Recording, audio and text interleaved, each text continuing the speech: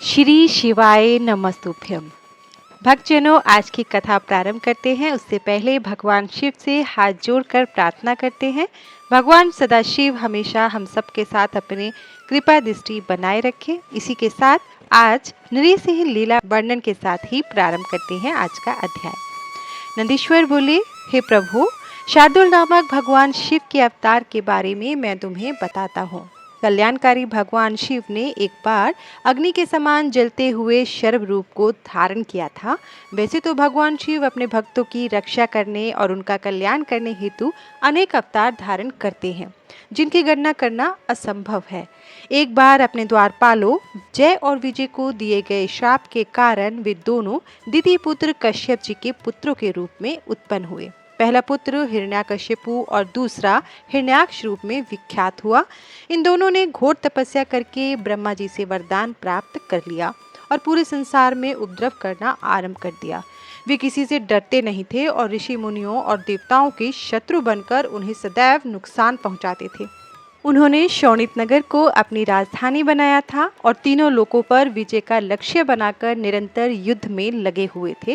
वे बहुत पापी और दुराचारी हो गए थे। इस प्रकार उनके पाप दिन प्रतिदिन बढ़ते ही जा रहे थे। तब ब्रह्मा जी और सब देवताओं ने भगवान श्री हरि विष्णु से प्रार्थना की कि वे उन्हें हिरण्यकशिपु के अत्याचारों से मुक्त कराए। हिरण्यकशिपु ने अपने पुत्र प्रहलाद को भी मारने का प्रयत्न किया, क्योंकि प्रहलाद भगवान विष्णु का भक्त था और अपने पिता हिरण्यकशिपु को भी सदा विष्णु जी की शरण में जाने की सलाह देता था, जबकि हिरण्यकशिपु अपने आगे किसी को भी कुछ नहीं समझता था। वह स्वयं को भगवान मानता था और अपनी प्रजा से अपनी पूजा करने के लिए कहता था। एक दिन हिरण्यकशिपु ने प्रहलाद को मार डालने के लिए उसे एक विशाल खंबे पर बांध दिया। भक्त वत्सल भगवान अपने भक्तों को कष्ट में देखकर सदा उनकी रक्षा के लिए आते हैं। भगवान विष्णु ने नृसिंह रूप धारण किया, जो कि आधा मनुष्य का था और आधा सिंह का, और उसी खंबे को फाड़कर प्रकट हो गए। उन्होंने देखते ही देखते युद्ध करने आए सभी दैत्यों का संहार कर दिया। तत्पश्चात हिरण्यकशिपु को अपनी गोद में लिटाकर अपने नाखूनों से उसका शरीर फाड़ दिया। हिरण्यकशिपु के मरते ही सब देवता आनंदित हो उठे, परंतु नृसिंह रूप धारण किए हुए भगवान विष्णु का क्रोध शांत नहीं हुआ। तब अपने आराध्य भगवान विष्णु का क्रोध शांत करने के लिए उनके भक्त प्रहलाद ने उनकी स्तुति की। प्रहलाद की स्तुति से प्रसन्न होकर विष्णु जी ने उन्हें गले लगा लिया और उनकी क्रोध की ज्वालाएं शांत हो गई। इसके आगे नंदीश्वर जी ब्रह्मा जी के पुत्र सनत कुमार जी को शशिमौली भगवान शिव के उस उत्तम चरित्र को सुनाते हैं, जिसमें उन्होंने विश्वानर के घर पर अवतार लिया था और उन्हें वरदान दिया था। आइए सुनते हैं विश्वानर को वरदान देने की भगवान शिव की ये कथा। नंदीश्वर बोले, हे ब्रह्मपुत्र, अब आप शशिमौली भगवान शिव के उस उत्तम चरित्र को सुनिए, जिसमें उन्होंने विश्वानर के घर अवतार लिया था। बहुत पहले नर्मदा नदी के किनारे नरमपुर नामक एक नगर था। नगर में विश्वानर नाम के एक महामुनि रहते थे। वे भगवान शिव के परम भक्त थे और संपूर्ण शास्त्रों के ज्ञाता थे। उनका विवाह शुचिष्मति नामक ब्राह्मण कन्या से हुआ था। वह ब्राह्मण पत्नी अत्यंत पतिव्रता थी और अपने पति विश्वानर की बहुत सेवा करती थी। उसकी इस प्रकार सच्चे हृदय से की गई निष्काम सेवा से प्रसन्न होकर महामुनि विश्वानर ने उसे वरदान देना चाहा। उन्होंने अपनी पत्नी से कहा, मैं तुम्हारी इस उत्तम सेवा से बहुत प्रसन्न हूँ, तुम्हें वर देना चाहता हूँ। तुम्हारी जो कामना हो उसके बारे में मुझे बताओ। अपने पति के इन वचनों को सुनकर ब्राह्मण पत्नी ने कहा, यदि आप मुझ पर प्रसन्न हैं तो कृपा करके मुझे महादेव जी के समान पुत्र प्रदान करें। अपनी पत्नी के इस वर को सुनकर विश्वानर सोच में डूब गए कि मेरी पत्नी ने मुझसे बड़ा ही दुर्लभ वर मांगा है।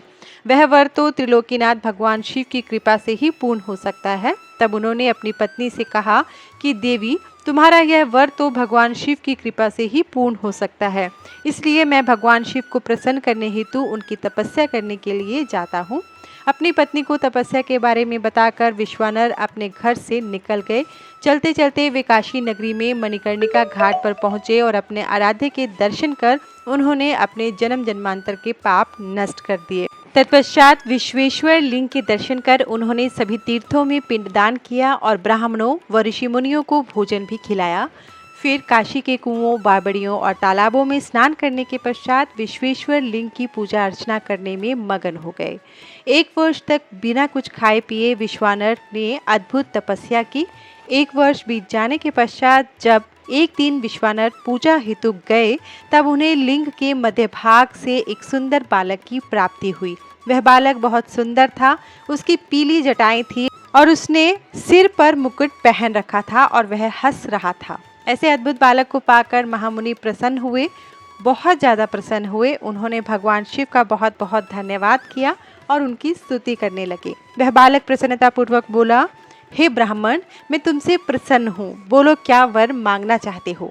तब विश्वानर बोले, प्रभु आप तो सर्वेश्वर हैं, सब कुछ जानने वाले हैं, अपने भक्तों के मन की बात भला आपसे कैसे छिप सकती है। तब भगवान शिव ने अपने बाल रूप में ही कहा, विश्वानर तुम्हारी तपस्या सिद्ध हुई, शीघ्र ही मैं तुम्हारी पत्नी शुचिष्मति के गर्भ से तुम्हारे पुत्र के रूप में जन्म लूंगा, तब मेरा नाम गृहपति होगा। यह वरदान देकर भगवान शिव का वह बाल रूप अंतर्धान हो गया और विश्वानर प्रसन्नतापूर्वक शिवलिंग को नमस्कार करके अपने घर चले गए। जब विश्वानर भगवान शिव से वरदान प्राप्त करके अपने घर वापस आए तो उन्होंने अपनी पत्नी शुचिस्मति को सारी बातें बताई। समय बीतता गया, कुछ समय पश्चात शुचिस्मति गर्भवती हुई। शुभ लग्नों का योग होने पर उनके गर्भ से चंद्रमा के समान मुख वाला सुंदर पुत्र उत्पन्न हुआ। भगवान शिव के अवतार लेते ही देवताओं ने प्रसन्न होकर दुदुम्भी बजाई।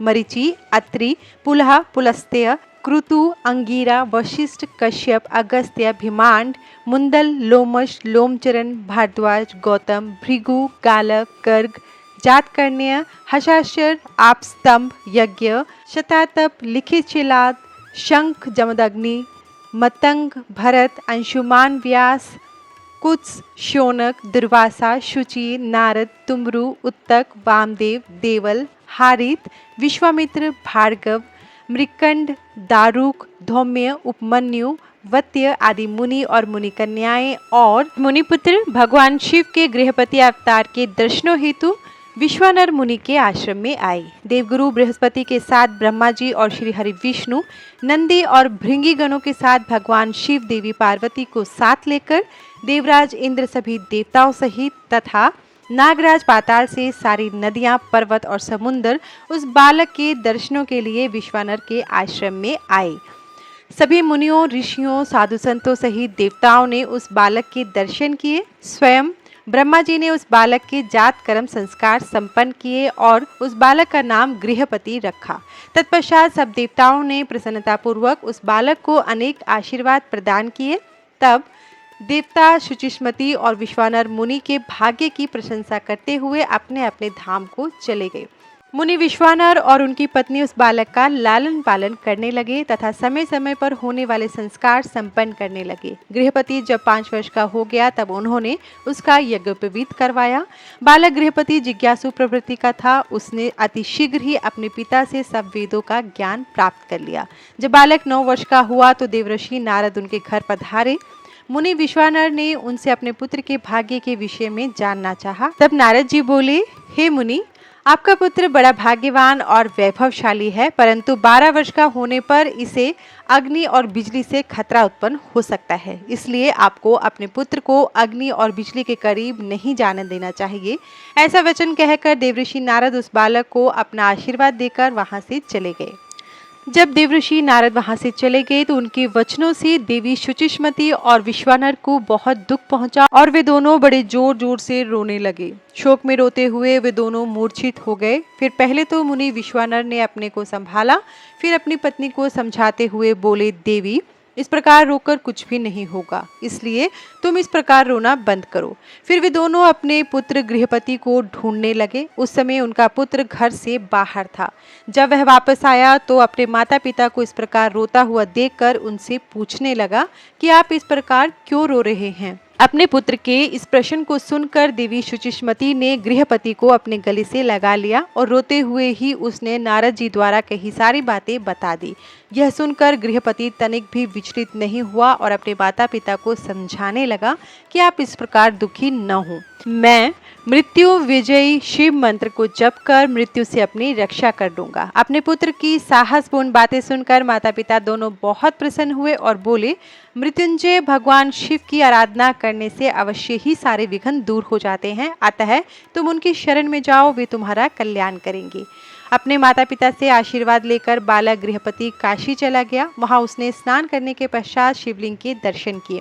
विश्वेश्वर लिंग का दर्शन करने के पश्चात उसे बहुत प्रसन्नता हुई और वह अपने भाग्य को मानने लगा कि उसे प्रभु के दर्शन हो गए। तब उसने वहीं एक शिवलिंग स्थापित किया। वह प्रतिदिन उस शिवलिंग को 108 घड़ों में गंगा जल भरकर स्नान कराता था और फिर विधि पूर्वक उनकी आराधना करता था। उसका मन सदा ही शिव चरणों का स्मरण करता रहता था। धीरे धीरे समय बीतता गया। गृहपति ने 12वें वर्ष में प्रवेश किया। नारद जी की वाणी को सिद्ध करते हुए देवराज इंद्र गृहपति के सामने प्रकट हुए। इंद्र ने कहा, बालक मांगो, क्या मांगते हो? तब इंद्र की बात सुनकर गृहपति उन्हें नमस्कार करने लगे और बोले, प्रभु, मैं आपसे नहीं भगवान शिव से वरदान मांगना चाहता हूँ, आप चले जाइए। मैं शिव जी के अलावा किसी अन्य से कुछ नहीं मांग सकता, क्योंकि शिव ही मेरे आराध्य हैं और मैं उन्हीं का भक्त हूँ। गृहपति के इन वचनों को सुनकर इंद्रदेव क्रोध से तमतमा उठे। उन्होंने अपना वज्र निकाल लिया। उनके हाथ में वज्र देखकर बालक को अपने पिता द्वारा बताई गई बात याद आ गई और वह डर से मूर्छित होकर गिर पड़ा। यह देखकर भक्तवत्सल भगवान शिव देवी पार्वती सहित तुरंत वहां प्रकट हो गए। जैसे ही उन्होंने गृहपति को छुआ, वह उठ खड़ा हुआ। अपने सामने साक्षात भगवान शिव और माता पार्वती को पाकर वह रोमांचित हो उठा। उनका रूप करोड़ों सूर्यों के समान प्रकाशित हो रहा था। इस अद्भुत रूप को देखकर गृहपति मंत्रमुग्ध हो गया और दोनों हाथ जोड़कर देवादिदेव महादेव जी की स्तुति करने लगा। तब भक्तवत्सल शिव ने हंसते हुए कहा, हे बालक, मैं तुम्हारी इस उत्तम तपस्या से बहुत प्रसन्न हूँ। मैं तुम्हारी परीक्षा ले रहा था। मैंने ही इंद्र को तुम्हारे पास भेजा था। तुम अपनी परीक्षा में सफल हुए हो। तुम्हें डरने की कोई आवश्यकता नहीं है। तुम्हें कोई नहीं मार सकता। तुम्हारे द्वारा स्थापित किया गया मेरा यह शिवलिंग संसार में अग्निश्वर नाम से विख्यात होगा और इसके तेज के आगे कोई ठहर नहीं पाएगा। यह अग्नि और बिजली से रक्षा करने वाला होगा। इस लिंग की पूजा करने वाले को अकाल मृत्यु का भय नहीं होगा। ऐसा कहकर भगवान शिव ने गृहपति के माता पिता को बुलाया और सबने मिलकर कल्याणकारी भगवान शिव का पूजन किया। तत्पश्चात शिव जी उसी अग्निश्वर लिंग में समा गए। इसके बाद नंदीश्वर जी ब्रह्मा जी के पुत्र सनत कुमार जी को भगवान शिव के अगले अवतार यज्ञेश्वर के बारे में बताते हुए इससे संबंधित कथा सुनाते हैं। नंदीश्वर जी बोले, हे मुनीश्वर, मैं आपको भगवान शिव के यज्ञेश्वर अवतार के बारे में बताता हूँ। एक बार देवताओं और असुरों ने मिलकर सागर के गर्भ में छिपे अमूल्य रत्नों और धरोहरों को निकालने के लिए क्षीर सागर का मंथन किया। मंथन करते समय सर्वप्रथम विष निकलने लगा और संसार उस विष की ज्वाला से भस्म होने लगा। ये देखकर देवता और दानव भयभीत हो गए और भगवान शिव की स्तुति करने लगे। भगवान शिव सदा ही अपने भक्तों की रक्षा और कल्याण करते हैं, इसलिए उन्होंने अपने भक्तों का दुख दूर करने के लिए उस विष को पी लिया। विष पीने के कारण उनका गला नीले रंग का हो गया और वे नीलकंठ नाम से विख्यात हुए। तत्पश्चात देवता और दानव नए उत्साह और जोश के साथ दोबारा समुद्र मंथन करने लगे, जिससे अनेकों बहुमूल्य रत्न, हीरे जवाहरात और अमृत का प्रादुर्भाव हुआ। अमृत निकलने पर देवताओं और असुरों में युद्ध होने लगा। तब राहु नामक असुर अमृत कलश चुराकर भाग खड़ा हुआ। यह दृश्य चंद्रमा ने देख लिया और उसका पीछा किया। विष्णु जी ने अपने सुदर्शन चक्र से उसकी गर्दन काट दी। क्योंकि उसने अमृत पी लिया था, इसलिए सिर कटने के बाद भी वह नहीं मरा। तब से राहु चंद्रमा को डराने लगा। भगवान शिव ने चंद्रमा की रक्षा करने के लिए उसे अपने सिर पर धारण कर लिया। देवताओं ने असुरों से अमृत कलश छीन लिया और अमृत पान कर लिया। अब उन्हें अपने पर अभिमान होने लगा और वे अपने बल की प्रशंसा करने लगे। जब इस बात का ज्ञान त्रिलोकीनाथ भगवान शिव को हुआ कि देवता मदान्ध हो गए हैं, तब उन्होंने देवताओं को होश में लाने के लिए अपने मन में कुछ निश्चय किया। भगवान शिव यक्ष का रूप रखकर देवताओं के पास पहुंचे। देवता उनसे अपने बल की प्रशंसा करने लगे। देवताओं के गर्वपूर्ण बातों को सुनकर यक्ष रूप धारण किए भगवान शिव बोले, हे देवताओं, तुम्हारा यह अभिमान और गर्व झूठा है। सच्चाई यह है कि तुम्हारा निर्माण करने वाला स्वामी कोई और है। तुम गर्व में भरकर उसे भूल गए हो। तुम में अहंकार और अभिमान आ गया है। अभी मैं तुम्हारे बल की परीक्षा लेता हूँ। यह कहकर उन्होंने एक तिनका धरती पर रख दिया और कहा, हे बलशाली देवताओं, अपने पराक्रम और बल से अपने अस्त्र शस्त्रों का प्रयोग करके इसे काट दो।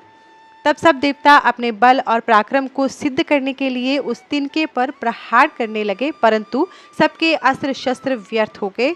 वे उस तिनके का कुछ भी न बिगाड़ सके। वह तिनका अपने स्थान पर जरा सा भी नहीं हिला। ये देखकर सब देवताओं को बहुत आश्चर्य हुआ। देवता आश्चर्यचकित होकर एक दूसरे को देख ही रहे थे कि आकाशवाणी हुई। आकाशवाणी बोली, देवताओं, यक्ष के रूप में ये कोई और नहीं भगवान शिव हैं, जो सबके परमेश्वर, रचनाकर्ता, पालनकर्ता और विनाश करता है। आकाशवाणी सुनकर सभी देवताओं को अपनी भूल का एहसास हुआ और वे यज्ञेश्वर भगवान शिव को प्रणाम करके उनकी स्तुति करने लगे। शिव जी ने यज्ञेश्वर रूप रखकर देवताओं का घमंड दूर किया, फिर सबको आशीर्वाद देकर वहां से अंतर्धान हो गए। इसके बाद नंदीश्वर ने सनत कुमार जी को कहा कि हे सनत कुमार, अब मैं आपको शिव के दशावतार के बारे में, उनकी कथा के बारे में बताता हूँ। मैं आपको त्रिलोकीनाथ भगवान शिव के दशावतारों के बारे में बता रहा हूँ। भगवान शिव के पहले अवतार को महाकाल कहा जाता है और यह प्रभु के भक्तों को भक्ति और मुक्ति प्रदान करता है। देवी महाकाली अपने भक्तों को सदा मनोवांछित वस्तु प्रदान करती है। महाकाल के साथ देवी महाकाली हैं। तारा नामक दूसरा अवतार सेवकों को सुख और भक्ति मुक्ति प्रदान करता है। भील नामक तीसरा भुवनेश अवतार भुवनेश्वरी नामक भील शक्ति का है। चौथा षोडश विद्येश की षोडशी शक्ति का है, जो महादेव जी की परम भक्तों को सुख प्रदान करने वाला है। पांचवा भैरव की गिरजा नामक भैरवी शक्ति है, जो उपासना करने वालों की सभी कामनाएं पूरी करती है। छठी छिन्नमस्ता नामक शक्ति भक्तों के मनोरथों को पूरा कर उन्हें शांति प्रदान करती है। भगवान शिव शंकर का सातवां अवतार धूम्रवान है, जिससे धूम्रवती शक्ति फल देने वाली हुई। आठवें अवतार रूप का नाम बगला है और बगलामुखी शक्ति महा आनंद देने वाली और भक्तों का कल्याण करने वाली है। शिव जी का नवा अवतार मातंग नाम से हुआ और जिससे मातंग शक्ति उत्पन्न हुई। देवादिदेव भगवान शिव के 10वें अवतार के रूप में कमल का प्रादुर्भाव हुआ, जिससे कमला नामक शक्ति उत्पन्न हुई। यह शक्ति अपने भक्तों का पालन करने वाली तथा अभीष्ट फल प्रदान करने वाली है। त्रिलोकीनाथ भगवान शिव द्वारा लिए गए ये 10 अवतार सज्जन पुरुषों एवं उनके परम भक्तों को सदा सुख प्रदान करने वाला है। भक्तवत्सल भगवान शिव इन अवतारों द्वारा अपनी भक्ति में लीन रहने वालों को अपनी सच्ची भक्ति और मुक्ति प्रदान करते हैं। देवादिदेव महादेव जी द्वारा धारण किए गए ये 10 अवतार तंत्र शास्त्र से संबंधित हैं। ये 10 अवतार अद्भुत हैं और इनकी महिमा दिव्य है। भगवान शिव की ये 10 शक्तियां शत्रु को मारने के कार्य में प्रयुक्त होती हैं। ये 10 दिव्य शक्तियां दुष्टों को दंड देती हैं और ब्रह्म तेज में वृद्धि करती हैं। इसके बाद नंदीश्वर जी ने कहा, हे सनत कुमार जी, मैंने अभी आपको कल्याणकारी भगवान शिव के 10 अवतारों के बारे में बताया। अब मैं उन्हीं शिव जी के 11 अवतारों के बारे में बताता हूँ। इन्हें सुनने से असत्य के दोषों से उत्पन्न होने वाली बाधा दूर हो जाती है। पूर्व समय में एक बार देवराज इंद्र अपनी नगरी अमरावती को छोड़कर चले गए। यह देखकर उनके पिता कश्यप ऋषि को बहुत दुख हुआ। मुनि कश्यप भगवान शिव के परम भक्त थे। उन्होंने इंद्र को बहुत समझाया और स्वयं काशी नगरी आ गए। वहां उन्होंने पावन गंगा जी में स्नान करने के पश्चात विश्वेश्वर लिंग के दर्शन किए और उसी के पास एक अन्य शिवलिंग की स्थापना की। उस लिंग की स्थापना कश्यप मुनि ने देवताओं के हितों के लिए की थी। फिर वे उस शिवलिंग की नित्य विधि पूर्वक पूजा अर्चना करने लगे और तपस्या में लीन रहने लगे। इस प्रकार दिन बीतते गए। एक दिन प्रसन्न होकर भगवान शिव प्रकट हुए और बोले, हे मुनि कश्यप, मैं आपकी आराधना से बहुत प्रसन्न हूँ। मांगो, क्या मांगना चाहते हो, मैं तुम्हारी इच्छा अवश्य ही पूरी करूंगा। तब भगवान शिव के वचन सुनकर कश्यप मुनि बहुत प्रसन्न हुए और महादेव जी की स्तुति करने लगे। फिर बोले, हे भगवान, मैं अपने पुत्र के दुख से बहुत दुखी हूँ। आप मेरे पुत्र के दुख को दूर कीजिए। आप मेरे घर में मेरे पुत्र के रूप में उत्पन्न होकर मुझे सुख प्रदान कीजिए। कश्यप मुनि के वर को सुनकर शिव जी ने तथास्तु कहा और वहां से अंतर्धान हो गए। तब कश्यप मुनि भी प्रसन्नतापूर्वक अपने घर वापिस आ गए। उन्होंने सब देवताओं को अपने वरदान के बारे में बताया, जिसे जानकर सब देवता बहुत प्रसन्न हुए। भगवान शिव अपने द्वारा दिए गए वरदान के फलस्वरूप कश्यप मुनि के यहाँ उनके पुत्र के रूप में जन्मे। कश्यप मुनि ने प्यार से उनका नाम सुरभि रखा। सुरभि के जन्म पर बड़ा उत्सव हुआ। सभी देवताओं ने प्रसन्न होकर फूल बरसाए, अप्सराएं नृत्य करने लगी तथा चारों दिशाओं में मंगल ध्वनि गूंजने लगी। देवताओं ने कश्यप मुनि को बहुत बधाई दी। तत्पश्चात सुरभि के बड़े होने पर उनसे कपाली, पिंगल, भीम, विरूपाक्ष, विलोहित, शास्ता, अजपाद, आपिर्बुध्य, शंभु, चंड तथा भव नामक 11 रुद्रों ने जन्म लिया। इन 11 रुद्रों ने देवताओं की रक्षा करने तथा उनका हित करने हेतु अनेकों असुरों का वध किया। फिर उन्होंने दैत्य द्वारा अधिकृत किया स्वर्ग का राज्य वापस ले लिया और उस पर फिर से देवराज इंद्र का राज्य हो गया। ये 11 रुद्र आज भी देवताओं की रक्षा करने के लिए स्वर्ग में विराजमान रहते हैं। इसके बाद नंदीश्वर जी ने सनत कुमार जी को दुर्वासा ऋषि के चरित्र से संबंधित कथा सुनाई। उनकी पत्नी अनुसुईया के बारे में भी बताया। इस कथा को भी जानते हैं। नंदीश्वर बोले, हे महामुने, परम तेजस्वी तपस्वी महर्षि अत्रि, जो देवी अनुसुईया के पति थे, ब्रह्मा जी की आज्ञा से ऋष्यकुल नामक पर्वत पर, जो कि विंध्याचल के पास में स्थित था, पुत्र की कामना से घोर तपस्या करने के लिए गए। उनकी तपस्या दिन प्रतिदिन और भीषण होती जा रही थी, जिससे तेज अग्नि की ज्वाला प्रकट हुई और उससे सब लोग जलने लगे। तब सब देवताओं ने मिलकर ब्रह्मा जी से प्रार्थना की। ब्रह्मा जी सब देवताओं को साथ लेकर भगवान श्री हरि विष्णु की शरण में गए। उन्होंने विष्णु जी को महर्षि अत्रि की तपस्या से उत्पन्न ज्वाला के विषय में बताया। तब श्री हरि बोले कि परमेश्वर भगवान शिव ही इस समस्या को दूर कर सकते हैं, इसलिए हमें उनकी शरण में जाना चाहिए। तत्पश्चात श्री हरि ब्रह्मा जी व अन्य देवताओं को साथ लेकर भगवान शिव की शरण में गए। कैलाश पर्वत पर पहुंचकर सबने त्रिलोकीनाथ भगवान शिव को नमस्कार किया और उनकी स्तुति करने लगे। उन्होंने महादेव जी को अत्रि मुनि की तपस्या के बारे में बताया। तत्पश्चात तीनों ब्रह्मा, विष्णु और शिव जी अत्रि मुनि को वरदान देने के लिए गए।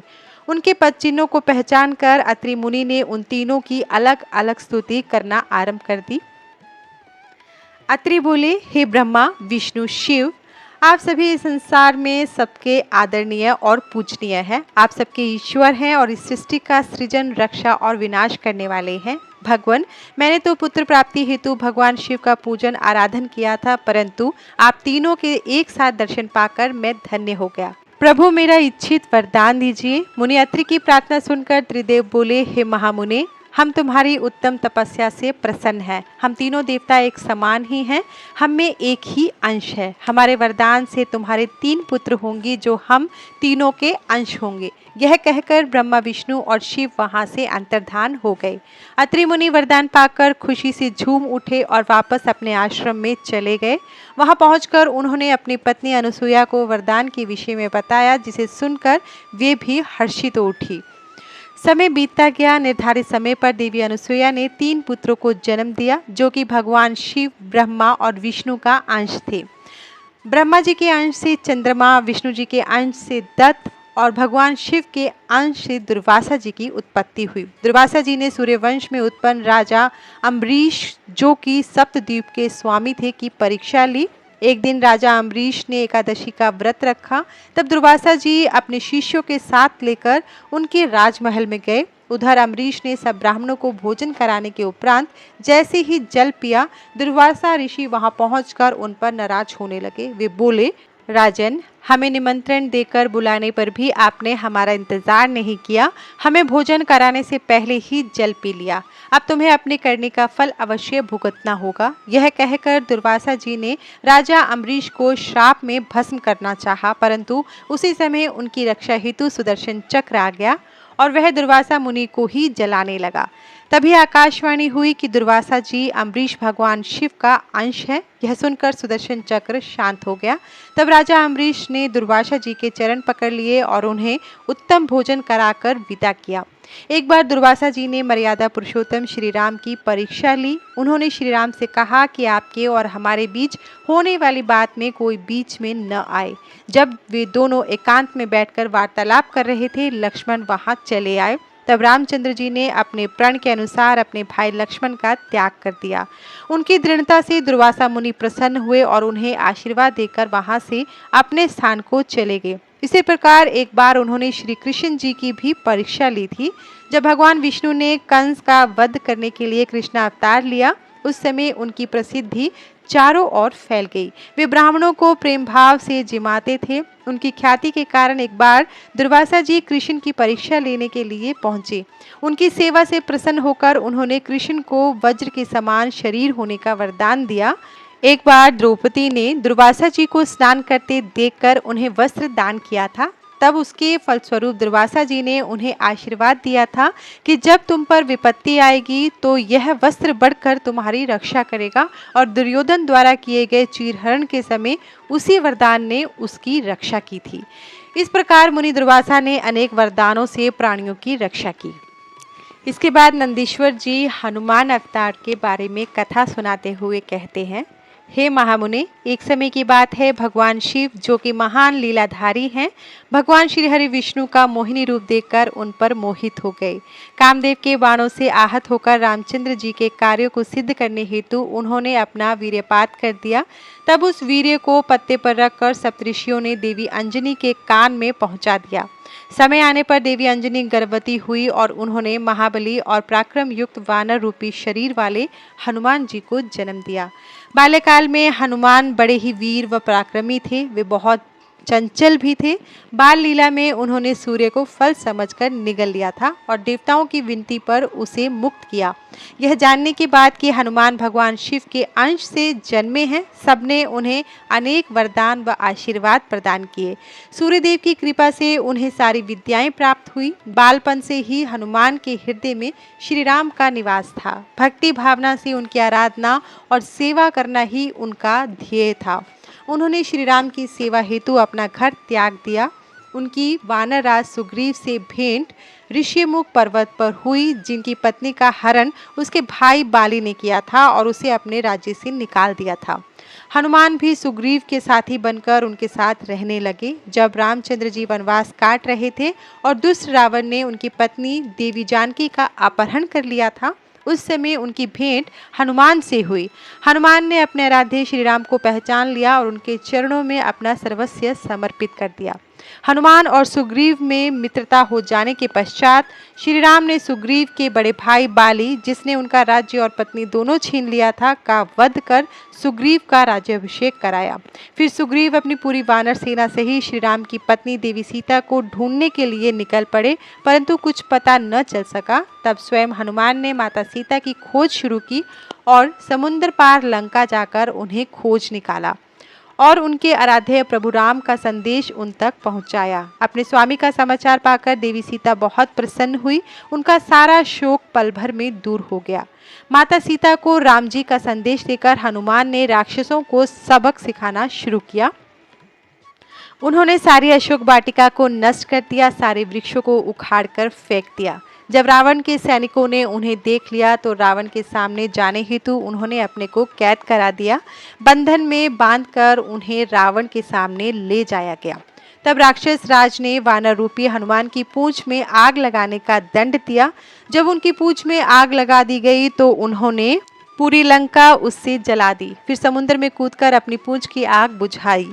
फिर रामचंद्र जी को उनकी प्रिया की निशानी दी। अपनी पत्नी का समाचार पाकर श्री राम बहुत प्रसन्न हुए और उन्होंने वानरों की सेना को साथ लेकर लंका पर चढ़ाई कर दी। सर्वप्रथम उन्होंने शिवलिंग की स्थापना कर उसका पूजन किया, फिर समुद्र पार कर लंका की ओर प्रस्थान किया। हनुमान ने इस युद्ध में बहुत वीरता का परिचय दिया। उन्होंने हजारों असुरों को मार डाला। युद्ध में जब लक्ष्मण घायल होकर मूर्छित हो गए तो उनकी प्राण रक्षा हेतु हनुमान संजीवनी बूटी लेकर आए और उन्हें जीवन प्रदान किया। हनुमान ने अहिरावण का वध करके भी राम लक्ष्मण की रक्षा की थी। हनुमान में भगवान शिव का अंश था और उन्होंने पग पग पर श्री राम की रक्षा एवं सहयोग देकर उनके कार्यों को सिद्ध किया। इसके उपरांत नंदीश्वर जी सनत कुमार जी से महेश अवतार का वर्णन करते हुए कहते हैं, हे महामुने, एक समय भगवान शिव और देवी पार्वती प्रसन्नता पूर्वक अपनी इच्छा से विहार कर रहे थे। उन्होंने भैरव को द्वार पर द्वारपाल बनाकर खड़ा किया था, जिसका कार्य किसी को भी द्वार पार नहीं करने देना था। उधर दूसरी ओर भगवान शिव अपने प्राण वल्लभा देवी पार्वती के साथ लीलाएं कर रहे थे और उनसे विनोदपूर्ण बातें कर रहे थे। तब बात करते हुए काफी समय बीत गया। तभी देवी पार्वती की कुछ सखियां जो राजमहल में ही थी वहां उनके कक्ष में आ गई। तब वे भी महादेव जी के पास बैठकर उनसे लीलाओं के वर्णन को सुनने लगी। काफी देर तक उन सखियों से भगवान शिव की बातें करते देख देवी पार्वती को क्रोध आ गया। वे गुस्से से महल के बाहर जाने लगी। द्वार पर खड़े द्वारपाल भैरव ने देवी पार्वती को देखा तो उसके मन में विकार आ गया। वह उन्हें साधारण स्त्री समझकर घूरने लगा। देवी पार्वती ने भैरव के मन की बात को पहचानते हुए उसे श्राप दे दिया। भैरव, तू पृथ्वी पर जाकर एक साधारण मनुष्य की भांति जीवन जिएगा और अपने करने का फल भोगेगा। जब देवी पार्वती इस प्रकार भैरव को श्राप दे रही थी तो भगवान शिव भी वहां आ पहुंचे। श्राप से दुखी होकर भैरव ने देवी के चरणों में गिरकर उनसे क्षमा याचना की। तब त्रिलोकीनाथ भक्तवत्सल देवादिदेव भगवान शिव ने भैरव को आश्वासन दिया। इस पर भैरव बोले कि हे प्रभु, देवी के शाप के प्रकोप से मुझे बचाइए। तब शिवजी भैरव को सांत्वना देकर बोले, देवी पार्वती का श्राप मिथ्या तो नहीं हो सकता, परंतु भैरव, हम अपने परम भक्त को ऐसे भी नहीं छोड़ सकते, तुम चिंता मत करो। भैरव को आश्वासन देकर शिवजी देवी पार्वती को साथ लेकर चले गए। श्राप के अनुसार भैरव जी शीघ्र ही वेताल के रूप में पृथ्वीलोक पर विचरने लगे। तब अपने भक्त का उद्धार करने के लिए भगवान शिव ने पृथ्वी पर अवतार लिया और वे महेश के रूप में और देवी पार्वती शारदा के नाम से पृथ्वीलोक पर लीलाएं करने लगे। इसके आगे नंदीश्वर ब्रह्मपुत्र सनत कुमार जी को वृषभावतार का वर्णन करते हुए इससे संबंधित कथा सुनाते हैं। वे बोलते हैं, हे ब्रह्मपुत्र सनत कुमार जी, एक बार देवताओं और दैत्यों ने मिलकर बहुमूल्य रत्नों और खजानों को हासिल करने के लिए समुद्र मंथन करने का निश्चय किया, परंतु वह मंथन किस प्रकार किया गया यही सब सोच रहे थे कि कैसे किया जाए। तभी आकाशवाणी हुई। आकाशवाणी ने कहा, हे कल्याणकारी देवताओं, तुम्हारा कार्य अवश्य ही सिद्ध होगा। तुम मंदराचल पर्वत को मथानी और नागराज वासुकी को रस्सी बनाकर क्षीर सागर का मंथन करो। आकाशवाणी सुनकर देवता और दानव उत्साहित होकर मंदराचल पर्वत को उखाड़ने लगे। अपने इस कार्य में वे सफल भी हो गए, परंतु जब वे मंदराचल को मथानी बनाने के लिए क्षीर सागर में डालने लगे तो अत्यंत भारी होने के कारण वह उनके ऊपर गिर पड़ा। अनेक देवता और दानव उससे दब गए। भयभीत होकर सब भगवान शिव की आराधना करने लगे। तब भगवान शिव अपने भक्तों पर सदा अपनी कृपा रखते हैं। उन्होंने देवताओं और दानवों को बल प्रदान किया। सबने मिलकर मंदराचल पर्वत को क्षीरसागर के जल में डाल दिया। फिर नागराज वासुकी को रस्सी बनाकर समुद्र मंथन करना प्रारंभ किया। समुद्र मंथन के फलस्वरूप धन्वंतरी वैद्य, चंद्रमा, पारिजात, कल्पवृक्ष, उच्चैश्रवा घोड़ा, ऐरावत हाथी, मदिरा, हरि का धनुष, शंख, कामधेनु, कौस्तुभमणि, अमृत तथा कालकूट विष आदि वस्तुएं निकली। साथ ही परम सुंदर मनोहर रूप एवं धन वैभव की स्वामिनी देवी लक्ष्मी भी निकली। भगवान श्री हरि विष्णु ने देवी लक्ष्मी, शंख, कौस्तुभमणि और गदा को ग्रहण किया। सूर्यदेव ने उच्चैश्रवा नामक घोड़े को लिया। इंद्रदेव ने पारिजात, कल्पवृक्ष और ऐरावत हाथी से देवलोक की शोभा बढ़ाई।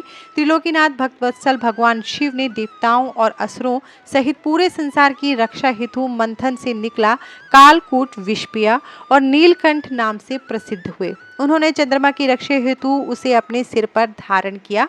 असुरों ने रमण कराने वाली मदिरा को लिया तो मनुष्यों ने धन्वंतरी वैद्य को ग्रहण किया। मुनिजनों ने कामधेनु को ग्रहण किया। तत्पश्चात सबसे अंत में निकले अमृत कलश को देखकर सब उसे लेने के लिए झपटे। देवता और असुर दोनों ही अमृत पीना चाहते थे। असुरों ने देवताओं से अमृत छीन लिया। दुखी देवता भगवान शिव की शरण में गए। तब अपने भक्तों के दुख को जानकर शिव ने श्री हरि विष्णु को मोहिनी रूप धारण कर अपनी माया से अमृत कलश असुरों से लाने के लिए कहा। विष्णु जी की माया से मोहित होकर दैत्यों ने उन्हें अमृत कलश दे दिया। तब विष्णु जी ने देवताओं को ही अमृत पान कराया। यह देखकर दैत्यों को सारी माया समझ आ गई। फिर वे बलपूर्वक अमृत पाने के लिए युद्ध करने लगे। घोर युद्ध हुआ। भगवान शिव और विष्णु जी की कृपा से देवता विजयी हुए और असुरों को विष्णु जी ने पाताल लोक जाने का आदेश दिया। वे स्वयं असुरों को पाताल ले गए, परंतु दैत्यों ने अपनी चालाकी और माया से उन्हें वहीं बंदी बना लिया और स्वयं उपद्रव करने लगे। जब देवताओं को असुरों ने प्रताड़ित करना आरंभ कर दिया, तब वे परेशान होकर ब्रह्मा जी के पास पहुंचे और उन्हें अपनी व्यथा कथा सुनाई। फिर ब्रह्मा जी देवराज इंद्र सहित अन्य देवताओं को अपने साथ लेकर त्रिलोकीनाथ देवादिदेव भगवान शिव के पास गए। वहां पहुंचकर उन्होंने शिव जी को प्रणाम किया और स्तुति आरंभ कर दी। तत्पश्चात उन्होंने शिव जी से कहा, हे भगवान, असुरों ने हमें परेशान कर रखा है। उन्होंने भगवान श्री हरि विष्णु को बंदी बनाकर पाताल में कैद कर लिया है। अतः प्रभु आप उन्हें मुक्त कराएं और हमारी रक्षा करें। देवताओं की प्रार्थना सुनकर भगवान शिव ने उन्हें रक्षा का आश्वासन देकर विदा किया। स्वयं देवताओं के कल्याण हेतु वृषभावतार धारण किया और पाताल की ओर चल पड़े। भगवान शिव ने भयंकर गर्जना के साथ पाताल में प्रवेश किया। उस प्रचंड गर्जन से पातालवासी व्याकुल हो गए और उनके नगर में विध्वंस होने लगा। इस प्रकार की गर्जना को सुनकर असुरों को संदेह हुआ। जब उन्हें पता चला कि भगवान शिव वृषभ रूप धारण करके युद्ध करने आए हैं, तो वे भी अपनी पूरी शक्ति से उनसे युद्ध करने लगे। असुर सेना ने शिवजी पर आक्रमण कर दिया। शिवजी हाथों में धनुष बाण उठाए उनका ही इंतजार कर रहे थे। उन्होंने अपने बाणों की वर्षा आरंभ कर दी और अनेक दैत्यों को मार डाला। बैल का रूप धारण किए हुए कल्याणकारी शिवजी ने अपने सिंहों और खुरों से भी अनेक दैत्यों को मृत्यु के घाट उतार दिया और बहुत से दैत्यों को घायल कर दिया। इस प्रकार काफी समय तक उनके मध्य भयानक युद्ध चलता रहा। उधर दूसरी ओर असुरों ने विष्णु जी को भी अपनी माया से मोहित करके उन्हें अपने साथ मिला लिया था। वे असुर के साथ रहकर उनकी प्रवृत्ति को ग्रहण करने लगे थे और उन पर संकट देखकर उनकी रक्षा के लिए वे भी युद्ध करने आए। उन्होंने वृषभ रूप धारण किए अपने आराध्य शिव जी को नहीं पहचाना और उनसे युद्ध करने लगे। भगवान श्री हरि विष्णु ने वृषभ रूपी शिव जी पर अनेक अस्त्रों का प्रयोग किया, परंतु शिव जी ने सबको काट डाला। फिर शिवजी ने माया के बंधन से विष्णु जी को आजाद किया, तो वे तुरंत शिव जी को पहचान गए और उनसे क्षमा याचना करने लगे। वे बोले, हे देवादिदेव, मैं मूर्ख हूँ जो अपने आराध्य स्वामी को नहीं पहचान सका और उनसे युद्ध करने लगा। मुझे क्षमा कर दें और मुझ पर कृपा करें। श्री हरि की विनयपूर्ण प्रार्थना को सुनकर शिव जी बोले, हे विष्णु, आप तो बड़े बुद्धिमान हैं और ज्ञानी हैं। फिर आप कैसे राक्षसों के माया जाल में फंस गए तथा उनके साथी बन गए। शिवजी की बातें सुनकर विष्णु जी शर्म के मारे नीचे देखने लगे। तब शिवजी बोले, हे विष्णु, अब तुम यहाँ से चले जाओ। यह कहकर शिवजी ने उनका सुदर्शन चक्र ले लिया और उनके स्थान पर तेज सूर्य नामक दूसरा सुदर्शन चक्र उन्हें दिया। तत्पश्चात विष्णु जी स्वर्ग को चले गए। उनका मोह दूर हो गया था। शिवजी भी दैत्यों को उनकी करने का फल देकर वापस वहां से अंतर्धान हो गए। इसके आगे नंदीश्वर सनत कुमार जी से पिपलाद चरित्र का वर्णन करते हुए कहने लगे, हे महामुने, एक बार देवताओं और असुराज वृतासुर में बड़ा भयंकर युद्ध हुआ। वृतासुर ने सभी देवताओं को युद्ध में हरा दिया। सब देवता अपने प्राणों की रक्षा हेतु ब्रह्मा जी की शरण में गए। ब्रह्मा जी के पास पहुंचकर देवताओं ने उन्हें सारी परेशानियां बताई और उनसे अपनी प्राण रक्षा की प्रार्थना की। ब्रह्मा जी ने कुछ देर तक विचार किया और फिर देवताओं से कहा, हे देवताओं, महर्षि दधीची ने भगवान शिव की घोर तपस्या करके उनसे वर मांगा था कि उनकी हड्डियां वज्र सी कठोर हो जाए। इसलिए तुम दधीची के आश्रम में जाकर उनसे उनकी अस्थियां मांग लो। उनकी हड्डियों से वज्र का निर्माण करके ही वृतासुर का संहार किया जा सकता है। ब्रह्मा जी के वचन सुनकर देवराजेंद्र, देवगुरु बृहस्पति और अन्य देवताओं को साथ लेकर महर्षि दधीची के आश्रम में गए। वहां पहुंचकर उन्होंने महर्षि को हाथ जोड़कर प्रणाम किया। देवताओं को अचानक इस प्रकार आया देखकर दधीची ने उनके आने का कारण पूछा। तब देवराज इंद्र ने उनसे कहा, हे महर्षि, आप परम शिव भक्त हैं और शिवजी से मिले वरदान के कारण आपकी हड्डियां वज्र के समान है। मुने, हमें अपनी अस्थियां दान करके हमारी रक्षा करे, क्योंकि वृत्रासुर का वध तभी संभव हो सकेगा। महर्षि दधीची ने मन ही मन सोचा कि परोपकार से बढ़कर कोई दूसरा कार्य नहीं है। तब देवताओं का कार्य सिद्ध करने हेतु उन्होंने भगवान शिव का स्मरण करते हुए अपने शरीर को त्याग दिया। देवता उन पर पुष्प वर्षा करने लगे। जब इंद्र को ज्ञात हुआ कि महर्षि ने अपने प्राणों को त्याग दिया है, तो उन्होंने कामधेनु द्वारा महर्षि दधीची की सब अस्थियां निकाल ली और वे अस्थियां त्वष्टा को देकर उससे वज्र का निर्माण कराने के लिए कहा। देवराज इंद्र की आज्ञा से त्वष्टा देवताओं की शिल्पी विश्वकर्मा के पास गए और उनसे अस्थियों का सुदृढ़ वज्र बनाने के लिए कहा। विश्वकर्मा ने दधीची की अस्थियों से वज्र का निर्माण किया। इस प्रकार महर्षि दधीची की अस्थियों से निर्मित वज्र को पाकर देवराज इंद्र बहुत प्रसन्न हुए और असुरराज वृत्रासुर का वध करने के लिए चल दिए। उन्होंने युद्धभूमि में जाकर वृत्रासुर को ललकारा और अपने वज्र से उस पर कठोर प्रहार कर उसे किसी पर्वत की भांति खंड खंड कर डाला।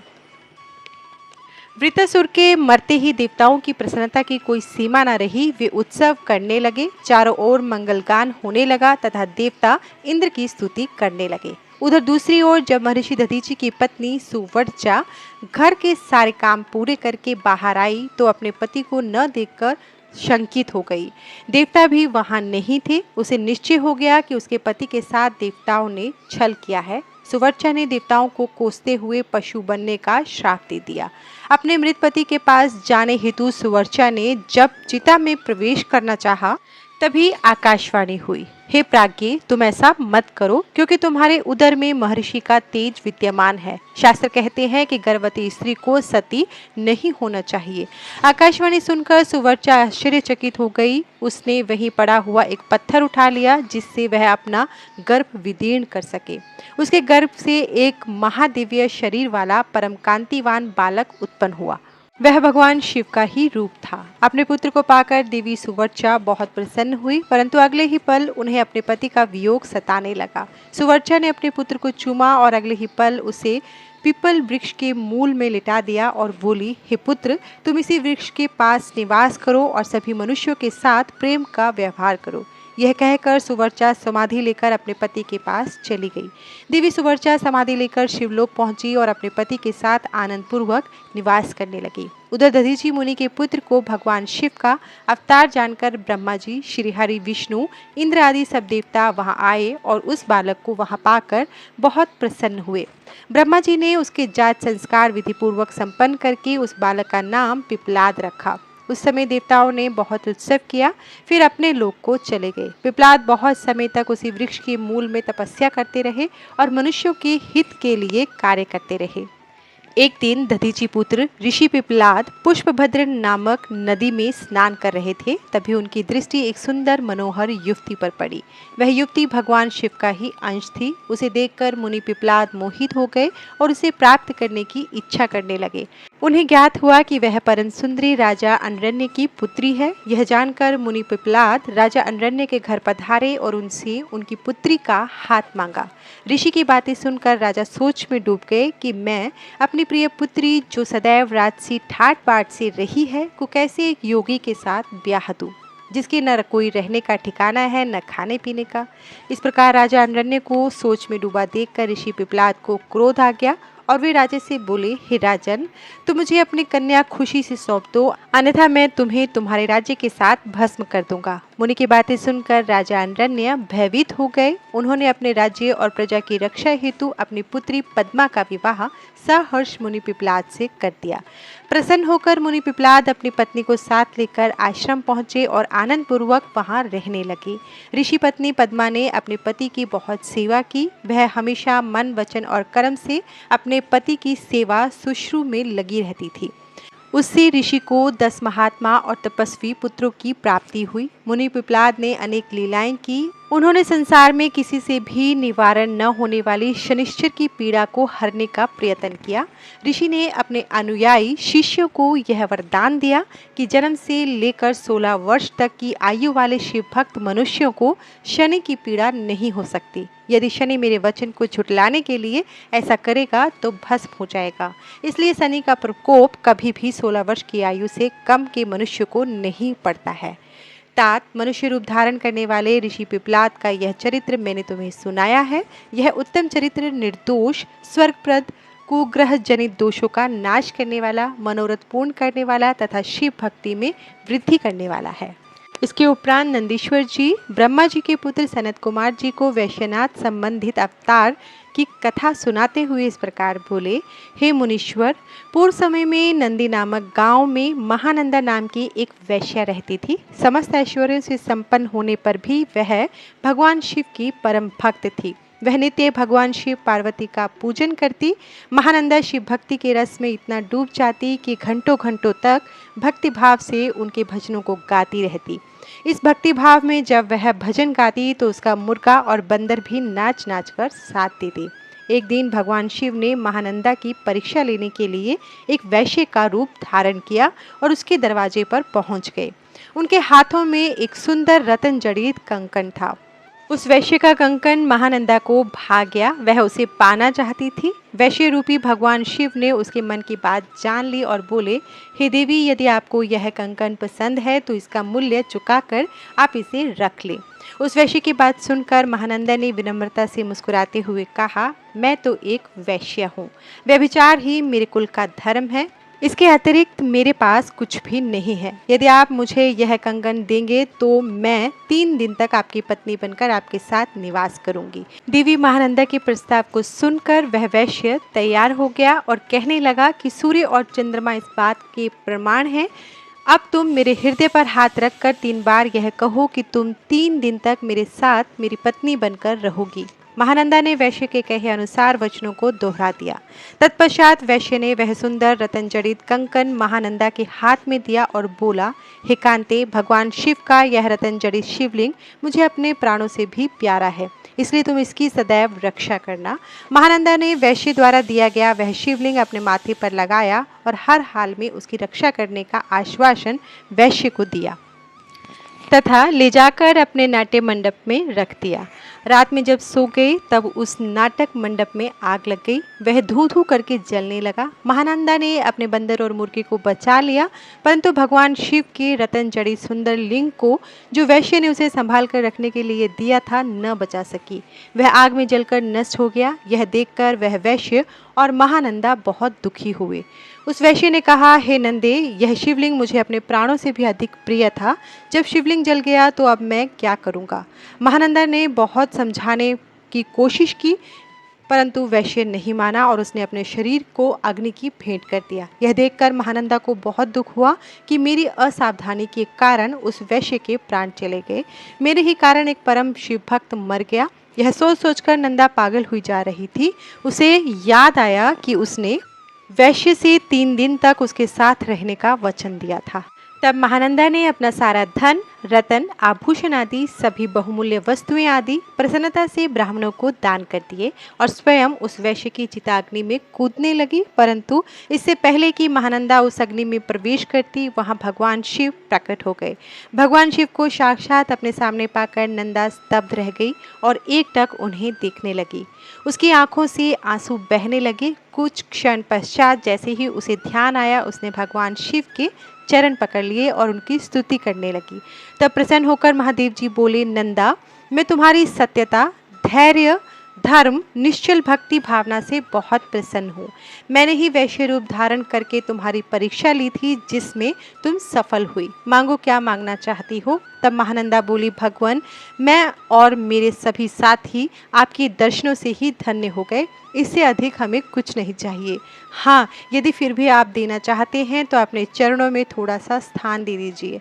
यह सुनकर शिवजी ने प्रसन्नतापूर्वक महानंदा को शिवलोक भेज दिया। अब नंदीश्वर ब्रह्मपुत्र सनत कुमार जी को द्विजेश्वर अवतार से संबंधित कथा सुनाते हुए बोले, हे तात, भद्रायु राजा, जिस पर भगवान शिव ने ऋषभ रूप में कृपा की थी कि परीक्षा लेने के लिए भगवान शिव ने द्विजेश्वर अवतार धारण किया था। वृषभ के प्रभाव से अपने शत्रुओं पर विजय पाकर भद्रायु सिंहासन पर आरूढ़ हुए। उन्होंने राजा चंद्रागंग की पुत्री सीमंतिनी से विवाह किया। एक समय राजा भद्रायु वसंत ऋतु में अपनी पत्नी सीमंतिनी के साथ वन विहार करने गए। तब भगवान शिव पार्वती उस दंपत्ति की धर्म निष्ठा की परीक्षा लेने हेतु उस वन में पहुंचे। महान लीलाधारी भगवान शिव और पार्वती जी ने ब्राह्मण ब्राह्मणी का रूप धारण किया और अपनी माया से रचित सिंह से भयभीत होते हुए राजा भद्रायु की शरण में गए और उनसे अपनी प्राण रक्षा करने हेतु प्रार्थना करने लगे। उस ब्राह्मण दंपत्ति की रक्षा हेतु राजा भद्रायु ने तुरंत धनुष बाण उठा लिया और बाणों से उसे घायल करना चाहा, परंतु उस सिंह पर कोई प्रभाव न पड़ा। उसने झपटकर ब्राह्मणी को पकड़ लिया। वह बहुत चीखी, चिल्लाई, परंतु सिंह ब्राह्मणी को बलपूर्वक घसीटता हुआ भाग गया। अपनी पत्नी को सिंह द्वारा ले जाए जाने पर ब्राह्मण बहुत दुखी हुआ और रोने लगा और राजा भद्रायु से बोला, हे राजन, आपके बड़े बड़े आयुध कहाँ हैं? तुम्हारे पराक्रम का फल क्या है? क्या आप जंगली जानवरों के आघातों से भी दुखियों की रक्षा नहीं कर सकते? दीन दुखियों की रक्षा करना राजा का परम धर्म होता है। फिर आपने अपने क्षत्रिय धर्म का पालन क्यों नहीं किया?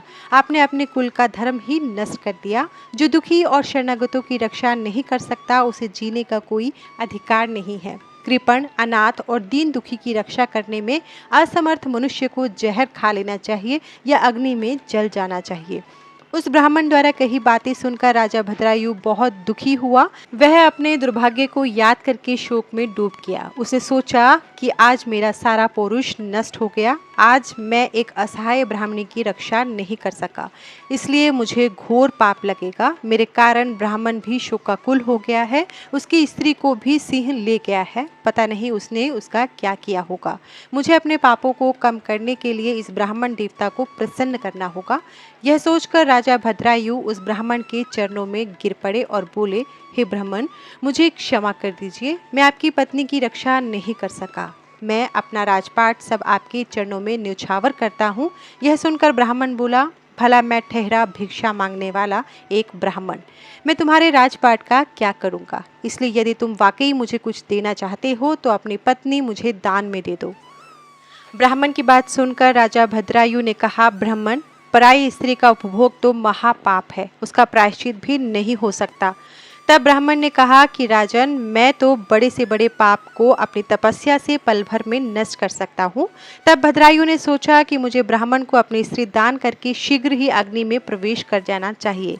तत्पश्चात राजा भद्रायु ने अपनी पत्नी उस ब्राह्मण को सौंप दी। उसके बाद उन्होंने अग्नि प्रज्वलित की और स्नान कर देवताओं को प्रणाम करने के पश्चात उस अग्नि की 3 बार परिक्रमा की। फिर त्रिलोकीनाथ भगवान शिव का ध्यान करने लगे और उन्हीं का स्मरण करते हुए जैसे ही वे अग्नि में प्रवेश करने लगे, वैसे ही द्विजेश्वर रूप धारण किए भगवान शिव वहां प्रकट हो गए। भगवान शिव के 5 मुख, 3 नेत्र, पिनाक और चंद्रकलाधारी सुंदर स्वरूप, जो कि करोड़ों सूर्य के समान प्रकाशित था, देखकर राजा भद्रायु आनंद मगन हो उठे। उन्होंने दोनों हाथ जोड़कर शिव जी को प्रणाम किया और उनकी स्तुति करने लगे। राजा भद्रायु की स्तुति सुनकर भगवान शिव बोले, हे भद्रायु, तुम्हारी शिव भक्ति से मैं बहुत प्रसन्न हुआ हूँ। तुमने सदा भक्ति भाव से मेरा पूजन किया है, अतः तुम अपनी पत्नी सहित मुझसे वर मांगो। आज मैं तुम्हारी मनोवांछित अभीष्ट वस्तु प्रदान करूंगा। मैंने ही तुम्हारी परीक्षा लेने हेतु ब्राह्मण का रूप धारण किया था। ब्राह्मणी के रूप में मैं स्वयं देवी पार्वती को लेकर आया था और वह सिंह मायावी था। तुम अपनी परीक्षा में सफल हुए हो राजन, कहो क्या चाहते हो? भगवान शिव के ये उत्तम वचन सुनकर राजा भद्रायु बोले, हे देवादिदेव भगवान शिव, आप सबके परमेश्वर हैं। आपके स्वरूप के साक्षात दर्शन पाकर मैं धन्य हो गया हूँ। मैं सकुटुम्ब आपके श्री चरणों की भक्ति करना चाहता हूँ। मैं, मेरी रानी, मेरे माता पिता आपके सेवक बनकर आपके श्री चरणों में रहें। रानी कीर्तिमालिनी ने भी अपने माता पिता के लिए भगवान शिव का लोक मांगा। दोनों को वरदान देकर महादेव जी पार्वती सहित अंतर्धान हो गए। राजा रानी अपने नगर लौट आए। फिर 10,000 वर्षों तक राज्य करने के पश्चात वे दोनों भगवान शिव के धाम को गए। इस परम पवित्र पाप नाशक कथा को जो कोई सुनता अथवा पढ़ता है उसे इस लोक में सब भोग ऐश्वर्य प्राप्त होते हैं तथा अंत में भगवान शिव के लोक को जाता है। इसके बाद नंदीश्वर जी ब्रह्मपुत्र सनत कुमार जी को यतिनाथ हंस रूप अवतार का वर्णन करते हुए बोले, हे मुनीश्वर, अर्बुदाचल पर्वत के पास भील वंशोत्पन्न आहुक नाम का एक भील रहता था। उसकी पत्नी का नाम आहुका था। वह बहुत पतिव्रता थी। वे दोनों पति पत्नी भगवान शिव के परम भक्त थे। एक दिन वह शिव भक्त भील भोजन की तलाश में बहुत दूर निकल गया। संध्या के समय भगवान शिव सन्यासी का रूप धारण करके उसकी परीक्षा लेने आए। वह भील भी शिकार से घर लौट आया था। तब यति रूप में शिव जी उनके घर पहुंचे। भील ने उनका विधि पूर्वक पूजन किया। इस पर यतिनाथ बोले, हे भील, मैं रास्ते से भटक गया हूँ और आसपास जाने का मार्ग भी नहीं पता चल रहा क्योंकि शाम हो चुकी है। अतएव आप मुझे रात्रि के लिए आश्रय दीजिए। सुबह होते ही मैं यहाँ से चला जाऊँगा। यतिनाथ के वचन सुनकर वह भील बोला, स्वामी, मेरे घर में तो बहुत थोड़ा सा स्थान है, आप यहाँ कैसे रह पाएंगे? भील की बात सुनकर वह चलने लगे। तब भीलनी ने भील से कहा, स्वामी, ये मुनि हमारे अतिथि हैं। अतिथि तो भगवान का रूप होता है, इसलिए आप इन्हें यहीं रहने दीजिए। आप दोनों घर में रहना और मैं बाहर रह जाऊंगी। अपनी पत्नी के वचन सुनकर भील बोला कि तुम घर के भीतर रहो और मैं बाहर जाऊंगा। यह कहकर वह भील घर से बाहर आ गया और बैठ गया। प्रातःकाल जब सन्यासी और भीलनी घर से बाहर निकले तो उन्हें पता चला कि भील को जंगली पशुओं ने खा लिया है। यह देखकर वे दोनों बहुत दुखी हुए। तब वह सन्यासी बोला कि मेरी वजह से तुम्हारे पति की मृत्यु हो गई है। हे देवी, मुझे क्षमा कर दीजिए। तब वह भीलनी कहने लगी कि आप दुखी न हो। अतिथि की रक्षा करना हमारा धर्म है और मेरे पति ने अपना धर्म निभाया है। यह कहकर उस भीलनी ने चिता तैयार की और उसमें अग्नि प्रज्वलित कर सती होने लगी। उसी क्षण भगवान शिव वहां प्रकट हो गए और बोले, तुम धन्य हो, मैं तुम पर प्रसन्न हूँ। तुम अपनी इच्छा अनुसार वर मांगो, मैं तुम्हारी इच्छा अवश्य पूरी करूँगा। देवादिदेव महादेव जी को इस प्रकार सामने पाकर भीलनी बहुत प्रसन्न हुई और शिव जी की स्तुति करने लगी। बहुत कहने पर जब भीलनी ने कुछ नहीं मांगा तब भगवान शिव बोले, अगले जन्म में मैं हंस रूप में प्रकट होऊंगा। तुम विदर्भ नगर में भीमराज की पुत्री दमयंती के रूप में जन्म लोगी। उस समय यह भील निषाद देश का राजपुत्र होगा। उसके पिता वीरसेन होंगे और उस जन्म में उसका नाम नल होगा। तब हंस रूप में मैं तुम दोनों अर्थात नल दमयंती का मिलन कराऊंगा। उस समय तुम समस्त राजभोग भोगने के पश्चात मोक्ष को प्राप्त करोगे। यह कहकर भगवान शिव वहीं शिवलिंग के रूप में स्थित हो गए। भील के धर्म के प्रति अचल रहने के कारण यह लिंग अचलेश नाम से जगत प्रसिद्ध हुआ। अगले जन्म में भील नल भीलनी दमयंती बने और भगवान यतिनाथ शिव ने हंस रूप में जन्म लिया और उनके पूर्व जन्म के पुण्य से प्रसन्न होकर उन्हें सुख प्रदान किया। इसके उपरांत नंदीश्वर जी ब्रह्मपुत्र सनत कुमार जी को श्री कृष्ण दर्शन अवतार के बारे में कथा सुनाते हुए इस प्रकार बोले, हे सनत कुमार जी, इक्ष्वाकु वंश में श्राद्ध देव की 9वीं पीढ़ी में राजा नभग का जन्म हुआ और उनके पुत्र का नाम नाभाग था। नाभाग के पुत्र रूप में अम्बरीश का जन्म हुआ। वे परम विष्णु भक्त थे। अम्बरीश के पितामह नभग को स्वयं भगवान शिव ने ज्ञान दिया था। एक समय की बात है जब नभग गुरुकुल में शिक्षा ग्रहण करने गए हुए थे। उस समय उनके भाइयों ने राज्य का विभाजन कर लिया और नभग के भाग को भी हड़प कर अपने राज्य में मिला लिया। शिक्षा ग्रहण करने के पश्चात जब वे गुरुकुल से लौटे तो उन्होंने अपना भाग मांगा, परंतु उनके भाइयों ने कहा कि हमने तुम्हारा हिस्सा किया ही नहीं था। अब जो कुछ भी मांगना चाहते हो तुम पिताजी से मांगो। अपने भाइयों के स्वार्थी वचनों को सुनकर नभग को बहुत दुख हुआ। वे अपने पिता के पास गए और उन्हें सब कुछ बताया। पिता उन्हें धैर्य बंधाते हुए बोले, तुम्हारे भाइयों ने तुम्हारे साथ छल किया है। पुत्र, तुम बुद्धिमान हो और अपनी जीविका का स्वयं प्रबंध कर सकते हो। इन दिनों ब्राह्मण आंगिरस एक बहुत बड़ा यज्ञ कर रहे हैं, परंतु छठे दिन उनके यज्ञ में अवश्य ही कोई भूल होगी और यज्ञ पूरा नहीं हो पाएगा। तुम महाविद्वान हो, वहाँ यज्ञ में जाकर तुम उन्हें उपदेश दो। विश्वदेव संबंधी सूक्तों को पढ़कर उनका यज्ञ पूरा हो जाएगा और वे ब्राह्मण स्वर्ग को चले जाएंगे। स्वर्ग जाते समय वे ब्राह्मण अपना बचा हुआ सारा धन तुम्हें दान दे जाएंगे, जिससे तुम्हें अपार धन की प्राप्ति होगी।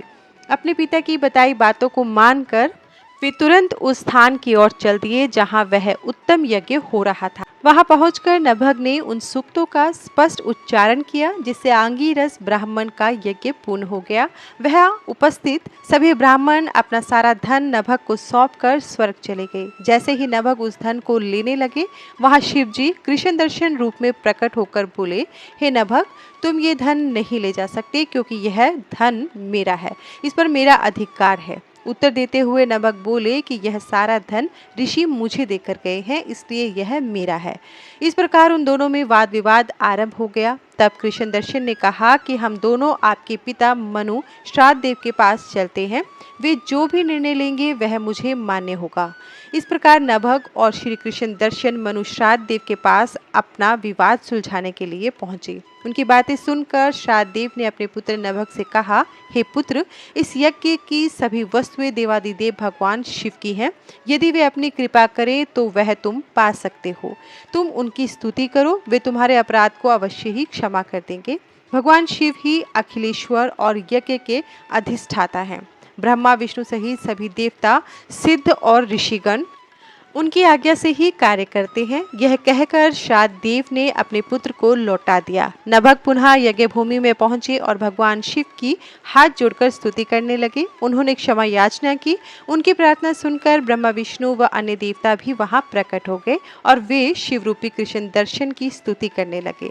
तब प्रसन्न होकर वे बोले, हे पुत्र नभग, तुम्हारे पिता की वचन बिल्कुल सत्य है। मैं ही यज्ञ का अधिष्ठाता हूँ और तुम्हारी उत्तम स्तुति से प्रसन्न हुआ हूँ। मैं तुम्हें सनातन ब्रह्म ज्ञान देता हूँ। तुम महाज्ञानी हो और सब अभिष्ट वस्तुओं को ग्रहण करो।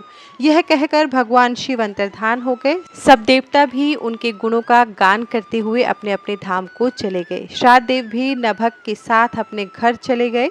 इस लोक में अनेक सुखों को भोगकर मृत्यु के उपरांत वे शिवलोक वासी हुए। इस प्रकार मैंने भगवान शिव की कृष्ण दर्शन नामक अवतार का वर्णन किया।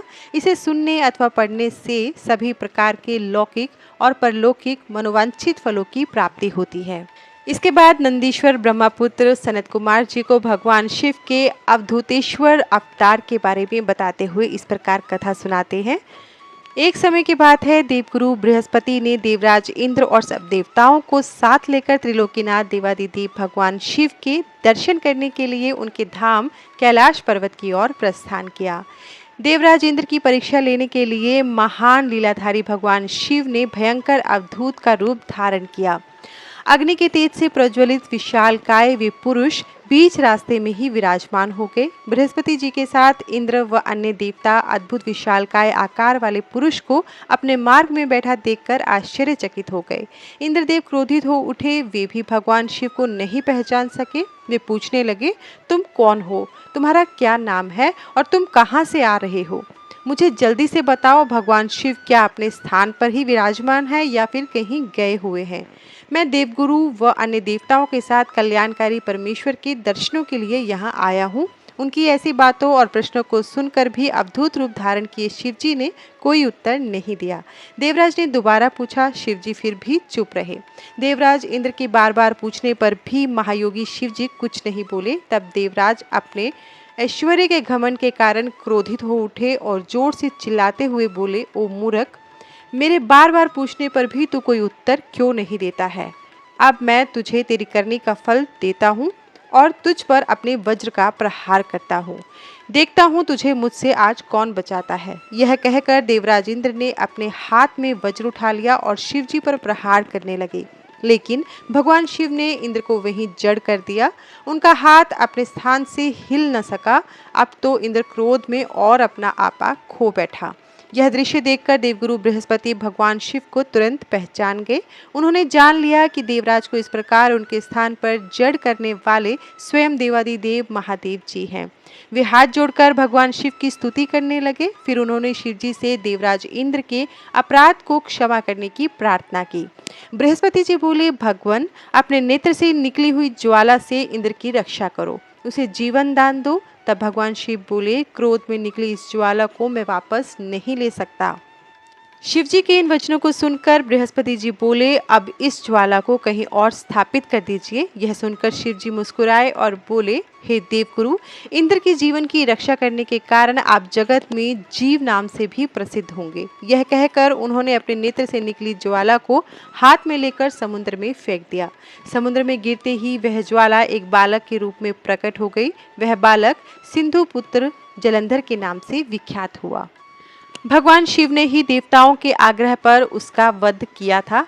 अवधूत रूप में ऐसी लीला करके शिवजी वहां से अंतर्धान हो गए और देवराज इंद्र, बृहस्पति जी व अन्य देवताओं के साथ प्रसन्नतापूर्वक घर को लौट गए।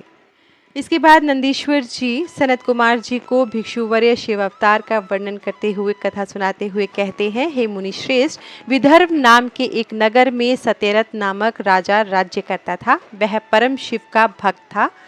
एक बार उसके नगर में उसके शत्रुओं ने आक्रमण किया। राजा सत्यरथ ने अपने शत्रुओं का सामना बहुत दृढ़ता से किया, परंतु वह युद्ध में हार गया।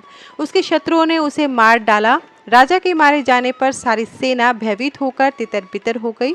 उस समय विदर्भ नरेश की पत्नी गर्भवती थी। जब रानी को सारी बातें ज्ञात हुई तो अपने प्राणों की रक्षा के लिए उसने रात में ही नगर छोड़ दिया। भगवान शिव का स्मरण करते हुए रानी पूर्व दिशा की ओर चली गई। बहुत दूर जाकर एक सरोवर के निकट एक सघन वट वृक्ष के नीचे अपनी कुटिया बनाकर वह रहने लगी। उसी स्थान पर रानी ने एक दिव्य बालक को जन्म दिया। एक दिन रानी अपने पुत्र को कुटिया में ही लिटाकर सरोवर में जल लेने गई तो वहां उसे एक घड़ियाल ने पकड़ लिया। उधर वह बालक अकेला पड़ा भूख प्यास से व्याकुल होकर जोर जोर से रोने लगा। उस बालक को रोता देखकर भक्तवत्सल दयालु भगवान शिव को उस पर दया आ गई। उन्होंने एक गरीब ब्राह्मणी को प्रेरित कर उस स्थान पर भेजा। वह विधवा ब्राह्मणी उस स्थान पर पहुंची जहां वह बालक रो रहा था। उसको देखकर ब्राह्मणी का दिल द्रवित हो उठा। वह उस बालक के विषय में सोचने लगी कि अब इस बालक का क्या होगा। तभी भगवान शिव स्वयं भिक्षुक का रूप धारण कर वहां पहुंच गए और ब्राह्मणी से बोले, हे ब्राह्मणी, अपने मन में आने वाली शंका दूर करो। इस छोटे से बालक को उठा लो और इसे अपना पुत्र मानकर इसका पालन करो। तब उनके वचन सुनकर वह ब्राह्मणी बोली, ब्राह्मण, मैं तो स्वयं इस बालक को पालने के बारे में ही सोच रही थी, परंतु मेरा मन शंकित था। अब आपने मेरी दुविधा दूर कर दी है। मैं अवश्य ही इस बालक की माता बनकर इसे पालूंगी। पर मैं आपसे इतना जानना चाहती हूँ कि आप कौन हैं और कहाँ से आए हैं। यह बालक किसका है और इस सुनसान जंगल में कैसे आ गया। भिक्षुवर, आपको देखकर मेरा मन बार बार यह कह रहा है कि आप दया और करुणा के सागर भगवान शिव हैं, जो अपने भक्त की रक्षा के लिए यहाँ आए हैं। मैं भी आपकी माया से मार्ग में भटक कर यहाँ आ गई हूँ। मैं जानती हूँ कि आपकी कृपा से इसका अवश्य ही कल्याण होगा। उस गरीब ब्राह्मणी की बातें सुनकर भिक्षु रूप धारण किए भगवान शिव बोले, हे ब्राह्मणी, यह बालक विदर्भ नगर के नरेश सत्यरथ का पुत्र है, जिसे उसके शत्रुओं ने युद्ध में हराकर मौत के घाट उतार दिया है। सत्यरथ की गर्भवती पत्नी नगर से भागकर यहाँ आ गई थी। इस बालक को जन्म देने के पश्चात वह सरोवर में जल पीने गई तो वहीं उसे घड़ियाल ने अपना आहार बना लिया। शिवजी के वचनों को सुनकर ब्राह्मणी फिर प्रश्न करती हुई बोली, भगवान, किस कारण से यह बालक अनाथ और बंधुहीन हो गया है। बालक के पिता सत्यरथ को शत्रुओं ने क्यों मार दिया और किस लिए शिशु की माता को घड़ियाल ने खा लिया। मेरे स्वयं का पुत्र भी गरीब और निर्धन है, भला इसको कैसे सुख प्राप्त होगा। ब्राह्मणी के इन प्रश्नों को सुनकर भक्तवत्सल भगवान शिव अपने उसी भिक्षुक रूप में बोले, हे देवी, राजा सत्यरथ अपने पूर्व जन्म में पांड्य देश के श्रेष्ठ राजा थे। वे सदैव शिव धर्म का पालन करते और भक्तिभाव से उनकी आराधना करते थे। एक दिन प्रदोष काल में जब राजा भगवान शिव का पूजन कर रहे थे, उसी समय नगर में कोलाहल मचा। राज्य में विद्रोह फैलने की आशंका से राजा ने पूजा बीच में ही छोड़ दी।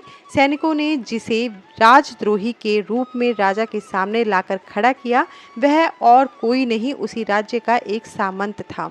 उसे देखकर पांड्य राज क्रोध में अपना आपा खो बैठे और उस सामंत का सिर कटवा दिया। प्रदोष पूजन के नियम को समाप्त किए बिना राजा ने भोजन भी कर लिया। इसी तरह राजकुमार ने भी प्रदोष पूजन किए बिना भोजन कर लिया और सो गया।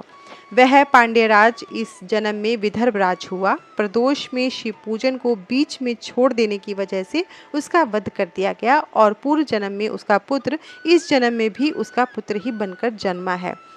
शिव पूजन बिना खा पीकर सो जाने के कारण ही वह दरिद्रता से घिरा हुआ है।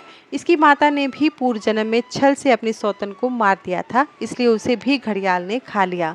तुम्हारा पुत्र पूर्व जन्म में ब्राह्मण था और महादानी था, परंतु इसने कोई यज्ञ कर्म नहीं किए, इसी कारण इसे भी दरिद्रता का दंड मिला है। इन दोनों पुत्रों के दोषों को दूर करने के लिए तुम भगवान शिव की शरण में जाओ, वे ही तुम्हारा और सबका कल्याण करेंगे। ब्राह्मणी को सब कुछ बताकर भगवान शिव अपना सत्य रूप उन्हें दिखाया। साक्षात भगवान शिव के दर्शन कर ब्राह्मणी कृतार्थ हो गई और हाथ जोड़कर शिव जी की स्तुति करने लगी। तब आशीर्वाद देकर महादेव जी अंतर्धान हो गए। तत्पश्चात वह ब्राह्मणी उस बालक को अपने साथ ले गई। फिर वह अपने पुत्रों के साथ एक चक्र नामक गांव में रहने लगी और अपने दोनों पुत्रों का लालन पालन करने लगी। समय आने पर ब्राह्मणों ने उनका यज्ञोपवीत संस्कार किया। दोनों शांडिल्य मुनि के उपदेश सुनते और शिव जी की आराधना करते। समय बीतता गया, दोनों पुत्र बड़े हो गए। एक दिन ब्राह्मणी जब पुत्र को नदी में स्नान करने के लिए ले जा रही थी तो उसे रास्ते में सोने से भरा एक कलश मिला। उस सोने के कलश से उसकी गरीबी दूर हो गई। फिर भी वे नियम से शिव जी की आराधना करते। एक दिन वे वन में गए। वहां एक गंधर्व कन्या अपने पिता के साथ आई और वह राजकुमार पर मोहित हो गई। उसके पिता ने उसका विवाह राजकुमार से कर अपना राज्य उसे सौंप दिया। ब्रह्माणी वहां से राजमाता हुई और ब्राह्मण पुत्र उसका भाई। अब वे सब लोग प्रसन्नतापूर्वक राज सुख भोगने लगे। भगवान शिव का भिक्षुवर्य अवतार पुरुषार्थ का साधक और अभिष्ट फल देने वाला है। इसके बाद नंदीश्वर भगवान शिव का सुरेश्वर अवतार के बारे में कथा सुनाते हुए बोले, हे सनत कुमार जी, व्याघ्रपाद के पुत्र उपमन्यु पूर्व जन्म में प्राप्त सिद्धि के कारण मुनि कुमार के रूप में जन्मे थे। बचपन से ही वे अपनी माता के साथ अपने मामा के घर में रहा करते थे। वे बहुत गरीब थे। एक दिन उन्हें पीने के लिए बहुत कम दूध मिला। बालक दूध पीने का हठ करने लगा। माँ ने समझाया, बालक नहीं माना तो उनकी माता ने खेतों से बीन कर कुछ दाने लाए और उनको पीस कर एक कृत्रिम दूध तैयार किया, उसे अपने पुत्र को दिया। बालक ने जब उसे पिया तो वह जान गया कि वह दूध नहीं बल्कि कुछ और है। अपने पुत्र को इस प्रकार रोता बिलखता देखकर उसकी माता ने उसे गोद में बिठाया और उसके आंसुओं को पोंछते हुए बोली, पुत्र, हम वनों में रहने वाले लोगों के पास भला दूध कहाँ से आएगा? भगवान शिव की कृपा से ही तुम्हें दूध मिल सकता है। अपनी माता के ऐसे वचन सुनकर शोकाकुल व्याघ्रपाद का पुत्र बोला, माँ, यदि सब कुछ प्रदान करने वाले भगवान शिव ही हैं तो मैं निश्चय ही उन्हें अपनी भक्ति से प्रसन्न करूंगा। यह कहकर वह बालक अपनी माता को प्रणाम कर वहां से चला गया। वह हिमालय पर्वत पर पहुंचा। वहां उसने एक छोटा सा मंदिर बनाया और भगवान शिव और माता पार्वती की मूर्ति स्थापित की। तत्पश्चात जंगल के अनेकों फल फूलों व वनस्पतियों से वह नित्य शिव पार्वती की आराधना करता तथा पंचाक्षर मंत्र ओम नमः शिवाय का जाप करता। इस प्रकार उस बालक ने काफी समय तक भगवान शिव की कठोर तपस्या की। उपमन्यु की घोर तपस्या के प्रभाव से तीनों लोक प्रदीप्त हो उठे। तब भगवान शिव इंद्र का और देवी पार्वती इंद्राणी का रूप धारण करके नंदी के स्थान पर ऐरावत हाथी पर बैठकर उपमन्यु के पास आए। वे उपमन्यु से बोले, हे बालक, हम तुम पर प्रसन्न हैं, मांगो क्या मांगना चाहते हो, हम तुम्हें तुम्हारा अभीष्ट फल प्रदान करेंगे। उनके वचन सुनकर उपमन्यु बोले, यदि आप मुझ पर प्रसन्न होकर कुछ देना ही चाहते हैं तो मुझे भगवान शिव की भक्ति प्रदान कीजिए। तब देवराज इंद्र ने उपमन्यु से कहा कि उपमन्यु, मैं देवताओं का स्वामी इंद्र हूँ, तुम मेरी आराधना करो, मैं तुम्हें सारी अभीष्ट वस्तुएं प्रदान करूंगा। भगवान शिव तो मेरे समक्ष कुछ भी नहीं है, तुम उनको भूल जाओ। इस प्रकार इंद्र ने भगवान शिव की बहुत निंदा की। अपने आराध्य भगवान शिव की निंदा सुनकर उपमन्यु को क्रोध आ गया। उसने भगवान शिव का स्मरण करते हुए अपने हाथ में भस्म उठा ली और उसे अघोर मंत्र से अभिमंत्रित करके उसमें अग्नि प्रवाहित कर उसे देवराज इंद्र पर चला दिया। लेकिन वहां तो सारा दृश्य ही बदल गया था। तब इंद्र रूप धारण किए भगवान शिव ने उपमन्यु को अपने परमेश्वर स्वरूप का साक्षात दर्शन कराए। शिव में ही समस्त सृष्टि समाई हुई है, ऐसा उपमन्यु ने देखा। भगवान शिव बोले, हे उपमन्यु, मैं तुम्हारा पिता और देवी पार्वती तुम्हारी माता है। हम तुम्हारी आराधना से बहुत प्रसन्न हैं। मैं तुम्हें सनातन कुमारत्व प्रदान करता हूँ। मैं दूध, दही और शहद व अन्य भोज्य पदार्थों का खजाना तुम्हें देता हूँ। तुम अमरता को प्राप्त होगे और तुम्हें मेरे गणों का आधिपत्य मिलेगा।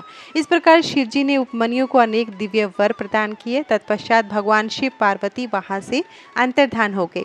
फिर उपमन्यु ने घर आकर अपनी माता को सारी बातें बताई, जिसे सुनकर उसकी माता बहुत प्रसन्न हुई। जिसे भगवान शिव के दर्शन हो गए हों, उसे और कुछ क्या चाहिए। तात, इस प्रकार भगवान शिव के सुरेश्वरा अवतार की उत्तम कथा मैंने तुम्हें सुनाई। यह कथा सुख देने वाली और पापों को दूर कर मनोवांछित फल देने वाली है। इसे सुनने अथवा पढ़ने से सुखों की प्राप्ति होती है और अंत में अर्थात मृत्यु के उपरांत शिवलोक में निवास होता है। इसके उपरांत नंदीश्वर सनत कुमार जी को भगवान शिव का ब्रह्मचारी अवतार की कथा सुनाते हुए बोलते हैं, हे महामुने, प्रजापति दक्ष की पुत्री सती ने जब अपने पिता द्वारा होने वाले यज्ञ में अपने पति देवादिदेव महादेव जी का अपमान होते हुए देखा, तो वही उसी यज्ञ में उन्होंने अपने प्राणों को त्याग दिया। तत्पश्चात वे गिरिराज हिमालय के यहाँ पार्वती के नाम से जन्मी। अपनी सखियों के साथ वन में विहार करती पार्वती के मन में देवऋषि नारद ने भगवान शिव को पाने की ललक जगाई। इस कार्य की सिद्धि के लिए देवी पार्वती ने भगवान शिव की आराधना और तपस्या करनी आरंभ की। जब भगवान शिव को उनके इस उत्तम तप की सूचना मिली, तो उन्होंने पार्वती जी के पास सप्तऋषियों को भेजा। सप्तऋषियों ने वहां जाकर देवी पार्वती की परीक्षा ली। भगवान शिव के पास लौट आए। शिव जी को प्रणाम कर उन्होंने वहां का सारा समाचार उन्हें सुनाया। सप्तऋषियों से देवी पार्वती की तपस्या के विषय में जानकर त्रिलोकीनाथ भगवान शिव ने स्वयं उनकी परीक्षा लेने का निर्णय किया। शिव जी ने वृद्ध ब्रह्मचारी का वेश बनाया और पार्वती जी के आश्रम की ओर चल दिए। अपने द्वार पर एक वृद्ध ब्रह्मचारी को आया देखकर देवी पार्वती ने उनको आसन पर बिठाया और उनका पूजन आराधन करने के पश्चात उनका आतिथ्य किया। तत्पश्चात वे उनसे पूछने लगी, हे महात्मा, आप कौन हैं और कहाँ से आए हैं। तब उन मुनि ने उत्तर दिया, मैं तो स्वच्छंद विचरण करने वाला एक साधारण तपस्वी हूँ। मैं सदा मानव सेवा में लगा रहता हूँ और दूसरों को सुख देने का कार्य करता हूँ। देवी, आप मुझे बताइए कि आप कौन हैं और इतनी कम उम्र में सब सुखों आदि का त्याग कर इस निर्जन वन में क्यों तपस्या कर रही हैं। तब देवी पार्वती उन ब्रह्मचारी रूप धारण किए भगवान शिव के प्रश्नों का उत्तर देते हुए बोली, हे मुने, मैं गिरिराज हिमालय और देवी मैना की पुत्री पार्वती हूँ। मैंने भगवान शिव को अपना सर्वस्व समर्पित कर दिया है और उन्हीं को अपने पति के रूप में पाने की इच्छा मन में लेकर मैं शिव जी की तपस्या कर रही हूँ, ताकि वे मुझ पर अपनी कृपा दृष्टि कर मुझे कृतार्थ करें। देवी पार्वती के वचन सुनकर वे मुनि बोले, हे देवी, तुमने सारे देवताओं को, जो कि अत्यंत सुंदर, सजीले और ऐश्वर्य संपन्न हैं, छोड़कर उस बैरागी, विकृतात्मा और जटाधारी भगवान शिव को अपने वर के रूप में चुना है। वे सदा अकेले रहते हैं और इधर उधर भटकते रहते हैं। इस प्रकार वह ब्रह्मचारी भगवान शिव की बहुत निंदा करने लगा। उस ब्रह्मचारी के मुंह से अपने आराध्य भगवान शिव की निंदा सुनकर पार्वती को बहुत क्रोध आया। तब वह बोली, हे मुने, मैंने तो आपको एक योगी तपस्वी जानकर आपकी पूजा और आराधना की थी, परंतु आप तो मूर्ख और धूर्त हैं, जो परमेश्वर शिव के विषय में ऐसे विचार रखते हैं। आपने मेरे सम्मुख भगवान शिव की निंदा करके मुझे भी अपने पाप का भागी बना लिया है और मेरी तपस्या के सारे पुण्यों को नष्ट कर दिया है। देवी पार्वती अपनी सखी से बोली, यह ब्राह्मण है, इसलिए हम इसको इसकी करने का फल अर्थात दंड नहीं दे सकते। इससे पूर्व कि यह फिर हमसे त्रिलोकीनाथ कल्याणकारी भक्त वत्सल देवादिदेव शिव की निंदा करे, हमें यह स्थान छोड़कर चले जाना चाहिए। यह कहकर देवी पार्वती अपनी सखियों के साथ उस स्थान से जाने लगी। तब परमेश्वर शिव ने उन्हें अपने साक्षात शिव स्वरूप के दर्शन कराए, जिस स्वरूप की आराधना पार्वती जी करती थी। उन्हें देखकर पार्वती जी बहुत प्रसन्न हुई और उनकी स्तुति करने लगी। तब भगवान शिव मुस्कुराते हुए बोले, हे देवी, मैं तुम्हारी उत्तम तपस्या से प्रसन्न हूँ। मैं तुम्हारी परीक्षा लेने के लिए ही ब्रह्मचारी का रूप धारण करके आया था। मेरे प्रति तुम्हारी श्रद्धा और भक्ति ने मुझे यहाँ आने पर मजबूर कर दिया है। मांगो, क्या मांगना चाहती हो, मैं तुम्हारी प्रसन्नता के लिए सब अभिष्ट तुम्हें प्रदान करूँगा। भगवान शिव के ये उत्तम वचन सुनकर देवी पार्वती शर्माते हुए बोली, हे भक्त वत्सल, आप तो तीनों लोकों के ज्ञाता हैं, भला आपसे भी कोई बात छिपी रह सकती है। फिर भी यदि आप मेरे मन की इच्छा जानना चाहते हैं तो मुझे अपनी पत्नी होने का वरदान दीजिए। तब भगवान शिव ने देवी पार्वती को उनका इच्छित वर दिया और उनका पानी ग्रहण किया। इस प्रकार मैंने आपसे शिवजी के ब्रह्मचारी अवतार का वर्णन किया। यह कथा सुख देने वाली और दुखों को दूर करने वाली है। इस कथा के साथ ही आज का अध्याय समाप्त होता है। कल हम और भगवान शिव के अवतारों के बारे में जानेंगे। धन्यवाद।